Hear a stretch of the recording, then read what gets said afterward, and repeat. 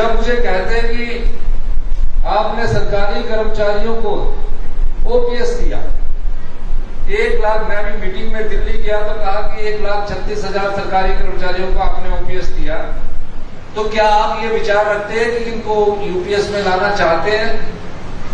तो मैंने कहा कि हम भी सरकारी कर्मचारी के बेटे थे, अगर हमने ओपीएस दिया तो हमारा मकसद उसमें सिर्फ इतना है कि बुढ़ापे में उनको सुरक्षा मिले, किसी की तरफ हाथ फैलाने ना पड़ जाए। और इस दृष्टि से हमने ये ओपीएस का फैसला किया।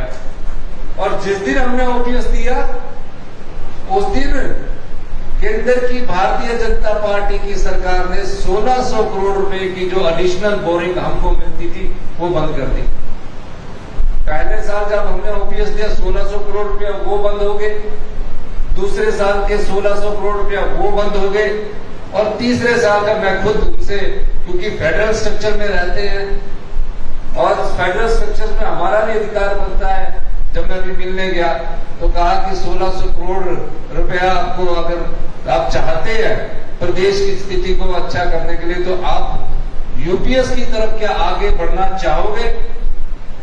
अब ये विचार था। अब जिसकी आर्थिक स्थिति मजबूत कमजोर हो तो क्या किया जाए?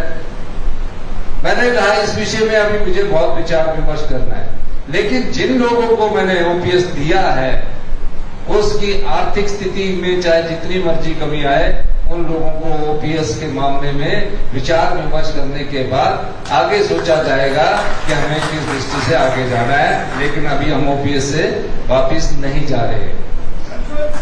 ये इसलिए मैं इसलिए कहना चाहूँ, मैं ये बात इसलिए कह रहा हूं, क्यों हमारे अधिकारों को रोक दिया जाता है? हम कोई कर्मचारी कल्याण की बात करते हैं, अधिकारी कल्याण की बात करते हैं। ओपीएस मकसद राजनीति नहीं था हमारा, कोई चुनाव थोड़ी थे जो हमने पहली कैबिनेट में ओपीएस दे दिया। राजनीतिक महत्व होता तो मैं इलेक्शन से पहले ओपीएस देता कि 2027 में इलेक्शन होने हैं, मैं तब ओपीएस देता। হয় সাৰ্বাইদসকল, এয়া আছিল কংগ্ৰেছ শাসিত হিমাচল প্ৰদেশৰ মুখ্যমন্ত্ৰী সুখবিন্দৰ সিং সুখুৰ OPSৰ ওপৰত কৰা বৃহৎ মন্তব্য। তেখেতে জনাইছে যে শেহতীয়াকৈ যিসমূহ কংগ্ৰেছ শাসিত ৰাজ্যত কংগ্ৰেছ চৰকাৰে OPS পুনৰ প্ৰৱৰ্তন কৰিছে, সেই ৰাজ্যসমূহত OPS বাতিল কৰাৰ বাবে কেন্দ্ৰীয় চৰকাৰে চাপ সৃষ্টি কৰিছে।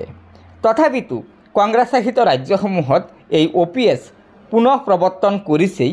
NPS বাতিল কৰি OPS পুনৰ প্ৰৱৰ্তন কৰাৰ পক্ষত আছে কংগ্ৰেছ দল। গতিকে ছাৰ-বাইদেউসকল, এয়া আছিল কংগ্ৰেছৰ মুখ্যমন্ত্ৰী সুখবিন্দৰ সিং সুখুৰ বৃহৎ মন্তব্য। গতিকে লগৰ বন্ধুবৰ্গক এই ভিডিঅ'টো শ্বেয়াৰ কৰি আজিৰ এই গুৰুত্বপূৰ্ণ মন্তব্যটো জনাই দিব আৰু নতুনকৈ অহা ছাৰ-বাইদেউসকলে অনুগ্ৰহ কৰি আমাৰ এই চেনেলটো ছাবস্ক্ৰাইব কৰি ল'ব। ধন্যবাদ। জয় আই অসম।